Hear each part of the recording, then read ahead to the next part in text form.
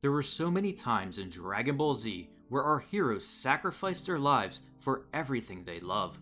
When Chiaotzu sacrificed himself against Nappa, it was a horrible moment for the Z fighters. "Remember me, Tien," Chiaotzu said as he destroyed himself in an attempt to save everyone from the Saiyans.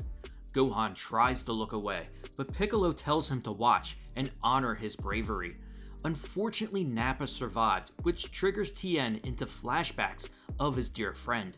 Despite being badly hurt and missing an arm, Tien attempts one last attack to honor his lifelong friend. An attack so powerful it caught everyone off guard, and Vegeta confesses that it's a shame Nappa noticed it at the last second, otherwise it probably would have worked. Tien also now has fallen. He has given everything as Krillin cries out, "Goku, why aren't you here?" We have seen it time and time again in Dragon Ball Z where we really could identify with the character's pain and the tremendous sacrifices they were making. One of the reasons why we identified with them is because the mortal lives we live has meaning because it has an end. As a human, we only get one life, so we have to make the most of it. So when the Earth Dragon Balls had a limit that they could only resurrect someone one time, it made Chiaotzu and Tien's sacrifice have meaning because they died knowing they couldn't be wished back. In Dragon Ball Z, they really made us feel the choices that were being made. Just like when Goku finally made the decision to give up his life to stop Cell from destroying the Earth. Goku turns and says, "Goodbye, friends." Then appearing in front of Gohan tells him to take care of his mother for him, that he had to do this. "Goodbye, my son." Then, just like that, the threat vanished right before them as Goku sacrificed himself to save everyone. These moments really pulled on the heartstrings. We really felt them. It was like we were there experiencing the loss, which is why when Cell came back, it was a punch in the gut. Goku's sacrifice was invalidated, and the Z fighters had to rally around Gohan to defeat Perfect Cell, who was stronger than ever, which they did. It was one of those moments you can't forget that continued to solidify DBZ as one of the greatest animes of all time. Each of the Z fighters fought despite there being no hope. They had to. Then finally when Vegeta sent a blast down distracting Cell, Goku, who was talking to Gohan from the afterlife, told him to unleash the full extent of his power, which would eradicate Cell for good. Everyone and all their decisions they made that day had tremendous meaning.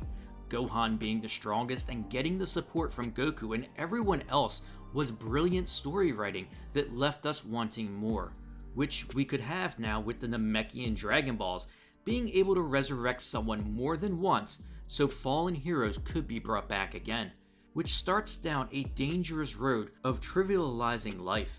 Except DBZ managed to handle it in brilliant ways, with choice. Goku made the decision to stay in Otherworld. Something Bulma had said to Goku long ago stuck with him, that these powerful enemies kept arriving because they were attracted to Goku's power like a magnet, so Earth will be better off if he remains dead.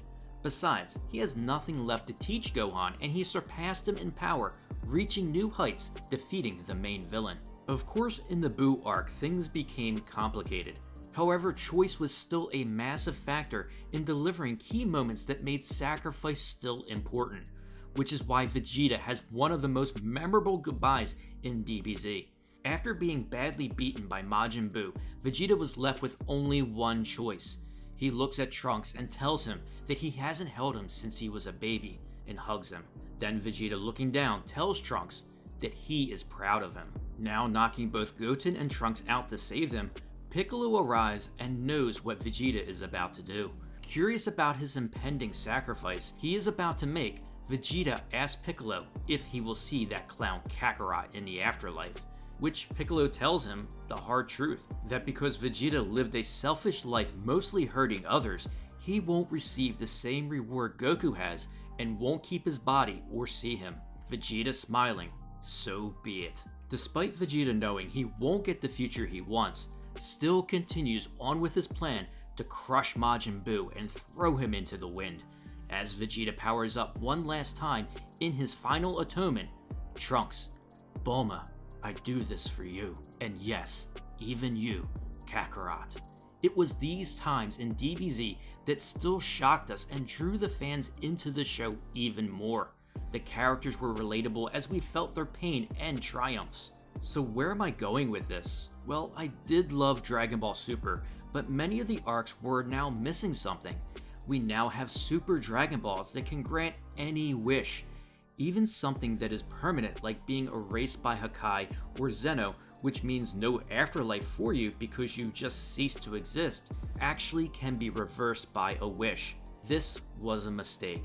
Vegeta wanted immortality in DBZ, but in DBS, Vegeta and everyone is technically immortal. When you can be brought back to life infinite times, it devalues life itself because now it has less meaning. There really is no consequences for your actions or decisions.